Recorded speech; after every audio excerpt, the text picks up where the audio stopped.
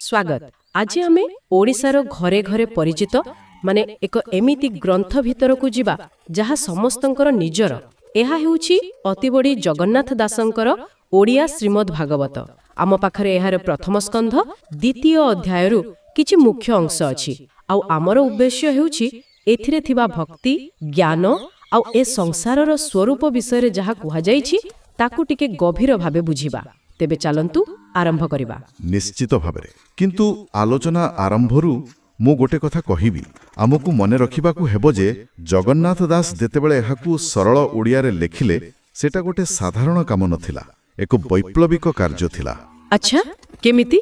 कारण सेतेबेले एही ज्ञान माने एही पवित्र कथा सबु केवल संस्कृत रे थिला खाली पंडित माने ही पढ़ी पारुथिले से किंतु एही ज्ञानर द्वार समस्तंक पई खोली देले प्रति ओडिया घरे पहुंचेले आ एही सरलता एही भावना ही एही अध्यायर मूल आत्मा। वाह एटा बहुत गुरुत्वपूर्ण कथा कहिले एही प्रेक्षापट को मनरे रखी ही आगकू बढ़िबा उचित। तेबे अध्याय आरंभरू ही सूत मुनि एक बड़ प्रश्नर उत्तर देउछंती मनुष्य पई सबुठु बड़ धर्म कोन आ उत्तरटा एकदम सीधा सड़क हां कोनोसी बुलेई बंकेई कहा जायनी। से कहउछंती परम धर्मे जगते कृष्ण भक्ति जेउ मते फलर आशा जाहि नाही माने कोनोसी फलर आशा न रखी कृष्णंकु भक्ति करिबा एइटा ही सबुठु बड़ धर्म। आउ एई फलर आशा नाही वाक्यांशटी ही सबु किछि एहाकु ही निष्काम भक्ति कहा जाय। एहा एमिति एक समर्पण जोटी आपण बदलरे किछि चाहंती नाही ना धन ना सम्मान एपरि कि स्वर्ग भी नुहे एहा केवल प्रेम पई प्रेम एहा साधारण देणनेण माने व्यवसाय भଳି नुहे। किंतु एइटा टिके आदर्शवादी शुभुनी की आमे तो एमिति एक दुनिया रे रहुछु जोंटी काम कले दरमा मिले परिश्रम कले सुख मिले। ग्रंथरे गोटे जगारे अछि अर्थ संचित जेते नर केवल दुख ताहांक एइटा तो बहुत कठोर कथा ता माने कोन भविष्यत पई पैसा संचय करिबा भी भूल ना ना देखंतु एइटा बहुत भला प्रश्न। ग्रंथटी पैसा कमाइबा को मना करूनी से कहूची सेई काम पछरे थिबा मनोभाव विषय रे जेतेबेले धन संपत्ति किंबा इंद्रिय सुख एइटा ही जीवनर परम लक्ष्य हेई जाय सेतेबेले समस्या। स्रोत रे एथिपई गोटे शब्द अछि केवल श्रम। केवल श्रम हां माने फलहीन परिश्रम आपण दिन राति खटुचंती किंतु जदि सेटा केवल क्षणस्थायी जिनिस पई तेबे शेषरे मन को शांति मिलेनी खाली क्लांति आ असंतोष ही रह जाए। एटा माने आजिकालीर बर्नआउट कल्चर भली। ओहो ताहले केवल श्रम माने हैला बर्नआउट। अच्छा एबे जाई कथाटा पूरा स्पष्ट हैला ठीक अछि।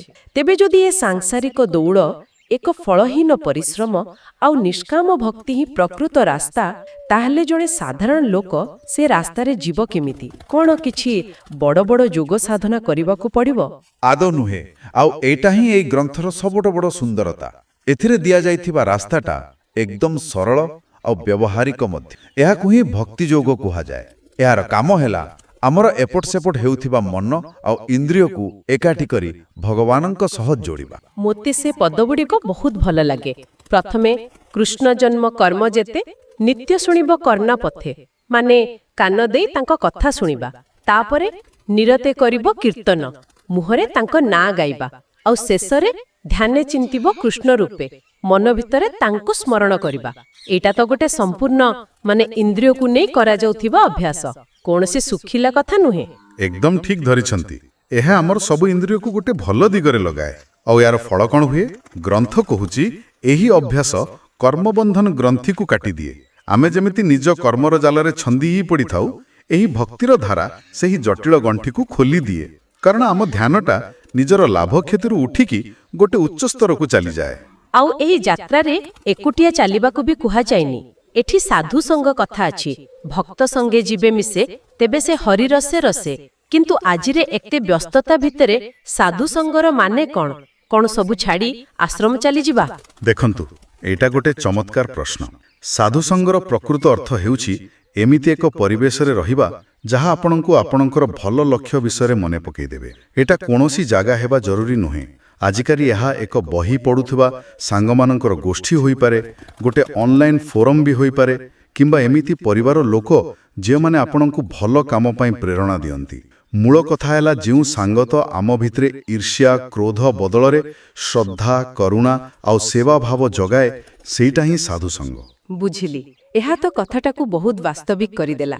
ठीक अछि ତେବେ ଆମେ ଏପର୍ଯ୍ୟନ୍ତ ନିଜ ଯାତ୍ରା ବିଷୟରେ କଥା ହେଲେ, କିନ୍ତୁ ଏହାପରେ ଗ୍ରନ୍ଥଟା ହଠାତ୍ ଗିଅର ବଦଳାଇ ଦେଉଛି। ସେ ବ୍ୟକ୍ତିଗତ ସ୍ତରରୁ ଉଠି ପୁରା ସୃଷ୍ଟିର ରହସ୍ୟ ବିଷୟରେ କହିବା ଆରମ୍ଭ କରୁଛି। ହଁ, କାରଣ ଭକ୍ତି ମାର୍ଗରେ ବାହାର ଦୁନିଆ ଆଉ ଭିତର ଦୁନିଆ ଅଲଗା ନୁହେଁ।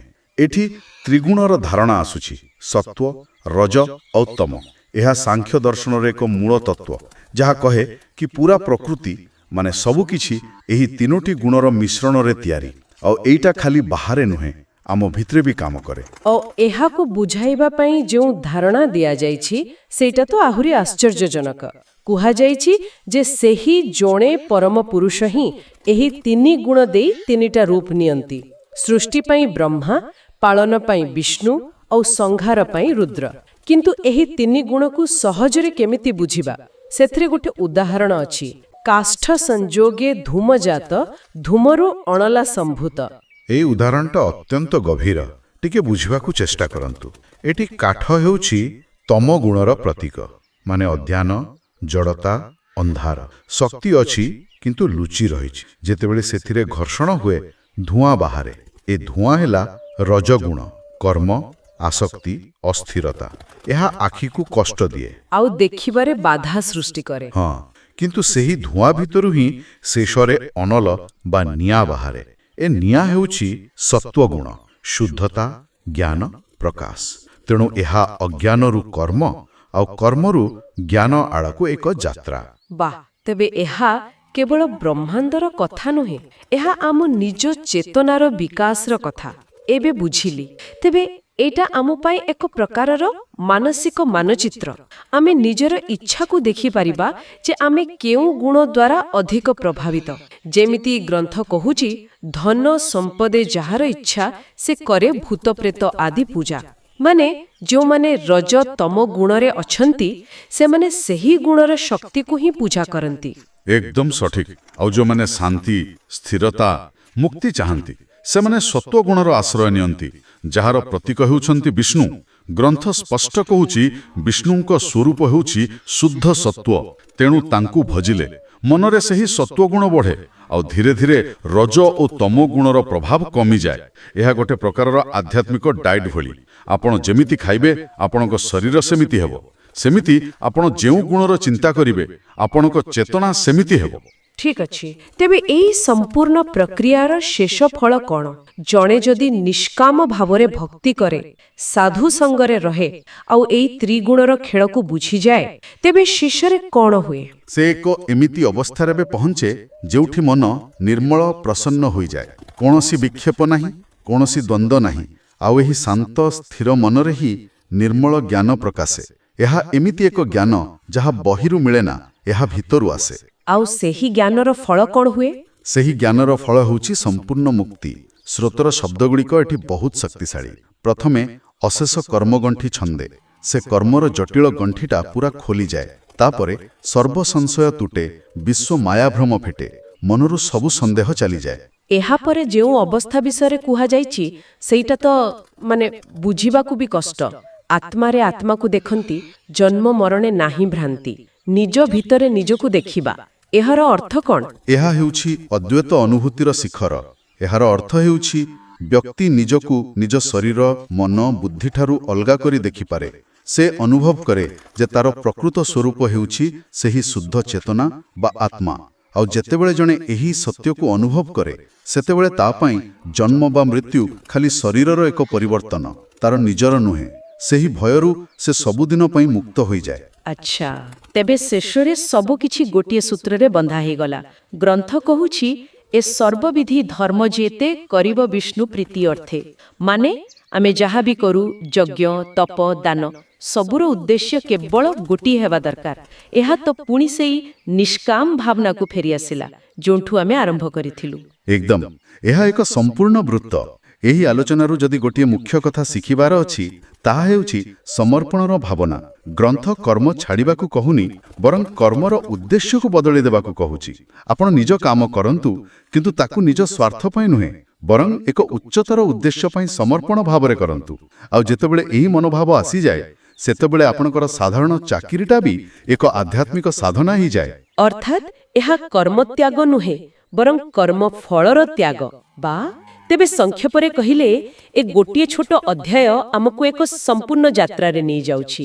ସାଂସାରିକ ଜୀବନର କେବଳ ଶ୍ରମରୁ ଆରମ୍ଭ କରି ଭକ୍ତିର ଏକ ସରଳ ପଥ ଦେଖାଇ ସୃଷ୍ଟିର ରହସ୍ୟ ବୁଝାଇ ଶେଷରେ ଆତ୍ମସାକ୍ଷାତକାର ପର୍ଯ୍ୟନ୍ତ ପହଞ୍ଚାଉଛି। ହଁ, ଏହା ଜୀବନ ପାଇଁ ଏକ ସମ୍ପୂର୍ଣ୍ଣ ରୋଡ୍ ମ୍ୟାପ୍।